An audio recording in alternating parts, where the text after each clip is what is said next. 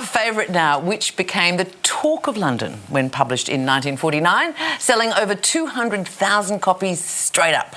Love in a Cold Climate by the famous/infamous Nancy Mitford. It's a story of runaway mothers, feckless aristocrats, lecherous uncles, somewhat dim debutantes, and scandal heaped upon scandal, none of which we're meant to take frightfully seriously. That would be very non-you, as Nancy used to say. But I do love you've picked it, and maybe you can give us what passes for the plot after that. Plot is hard because it's not really plot-driven. It's a delightful book. I go back to it regularly. It's one that always makes me laugh.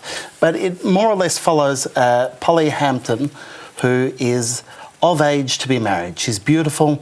Her parents, Earl Montador and Lady Montador, have high hopes for her. She has briefly come out in India, and that's where she's been introduced to the romantic world, but she's returned to England to work out whether love in a cold climate might be an easier way to do it, and she leads the family to scandal that has all the cousins talking. I just thought it was heaven. What did you think? I loved it. I loved it. It was so rude.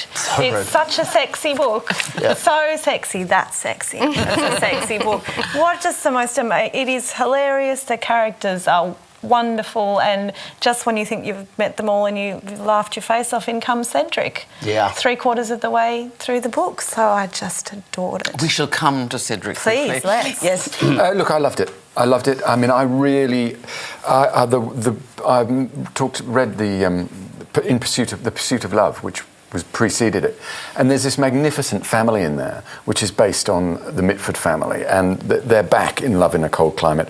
Uncle Matthew, who is Nancy Mitford's father, and he's this bonkers aristocrat. They're all bonkers. Yeah, they're all bonkers. It's like a zoo. He's just absolutely brilliant. That whole family and the two little daughters are just gorgeous, and it's wonderful. Yeah. It's wonderful, and it's extremely funny. Extremely funny. What did you think? Oh, so amazing watching someone else do that. Physically painful to finish. Really? I could... Saying it doesn't have much of a plot is putting it delicately. Everyone's called Lady Kitty Bobbington III and Duke von Duchy Hastings the Fifth and Fauntleroy, yes. I couldn't, and just from that first page where they're talking about the history of such and such family that you can buy at this bookstore, but if you can't get it at that bookstore, you can go to the second-hand bookstore and ask to get it put on order, and then you... And I just thought... That's taking it seriously, though. It's not a book to be taken seriously. I know, but it was too dense. It was just... Dense? No, it's like fairy plot. Souffle. Yeah. No. I mean, I do agree. I didn't like that first chapter. Did you read the rest? Yeah, of course. I was expecting Jane Austen, and it wasn't. God, thank God it wasn't Jane Austen. It wasn't. It was not to my taste. You'd have liked the odd iceberg and the odd ship sailing towards the iceberg. I think she wanted them all to drown, certainly, by the sounds of things. Please. It just wasn't for me. Too many Lady Bobbingtons. What I love is that Mitford would clearly much rather write about the badly behaved but entertaining than the virtuous but dull. Like, yes. She wants her characters to be nasty to each other, to delight in each other's misfortunes, to be outrageous. And it is, as Marique says, it's sexy. The cousins make jokes about sex in a book written in 1940. Can I just mention something on this sexy front? It does suggest to me a sort of rather cavalier attitude that the aristos have towards their children. The fact that, in fact, the main character, the man they call jokingly the lecherous lecturer, is actually a paedophile. Yes. He's a paedophile. Well, I'm sorry. If we're going to go back into that, it's not the most politically correct of books. There are some questionable attitudes towards Uncle Matthew doesn't marginal have any members of society. Surely he doesn't. Oh, there's a lot of casual... Well, it's not even casual racism. No, it's it's overt racism. There's, there's homophobia in there. There's a lot of stuff. There's a lot of... I mean, this is... Lady Montador they're in a car in the rain and they're looking out, they're all feeling very cosy on their way to a wedding.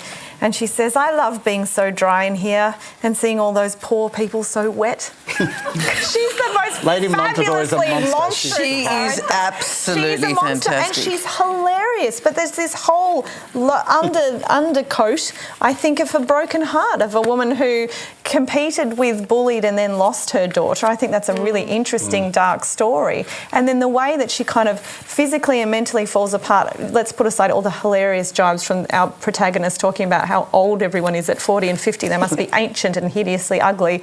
But then she falls in love with this fabulous gay man who comes and basically gives her a makeover and puts her on diets and makes her stand on her head in the sun every morning, and her heart is full and her life comes to fullness. I think it's gorgeous. This is what I find so lovely, is if you think this is only 40 years after Wilde and you have an English novel where one of the main characters is flamboyantly over the top. He's a screaming queen, there's no doubt. And all the rest of the characters delight in this. I mean, it makes him the life of the party. He comes on the scene after Polly disgraces herself. Marrying her lecherous uncle. Marrying her own uncle. He comes on the scene and he just is this extraordinary character. The whole book took off when Cedric arrived. I do like that he gets a happy love story in the end. I do like that he didn't go the way of Wilde. Did you have any softening of your hard heart for Cedric? Cedric was probably my favourite, and I love that, Marique, that he queer-eyed for the straight guide.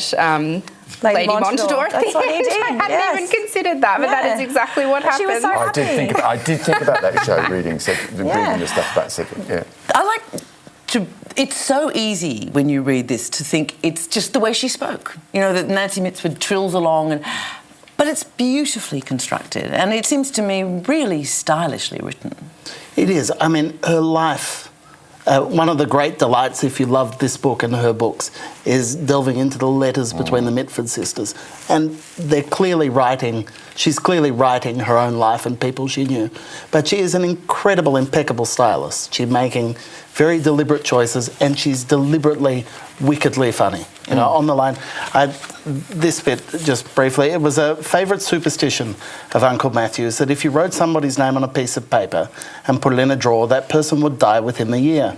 The drawers at Alconley were full of little slips bearing the names of those whom my uncle wanted out of the way, private hates of his and various public figures, such as Bernard Shaw, De Valera, Gandhi, Lloyd George and the Kaiser, while every single drawer in the whole house contained the name Labby, Linda's old dog.